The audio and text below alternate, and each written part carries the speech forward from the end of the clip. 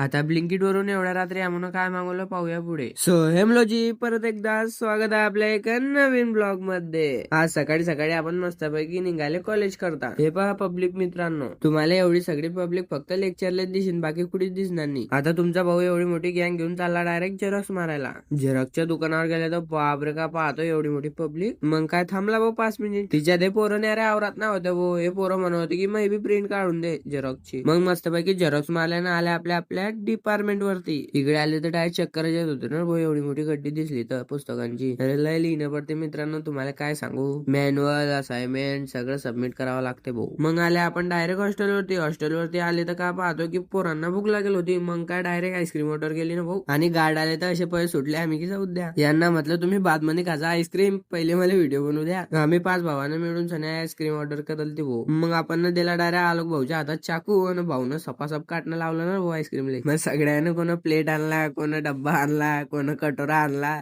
असं करून खाऊन घेतलं बा म्हणून. तिच्यात बी हे म्हणत होते की तुला जास्त आलं मला कमी आलं. बरं जाऊ दे, आजच्यासाठी एवढंच मित्रांनो. भेटूया पुढच्या नवीन ब्लॉग मध्ये.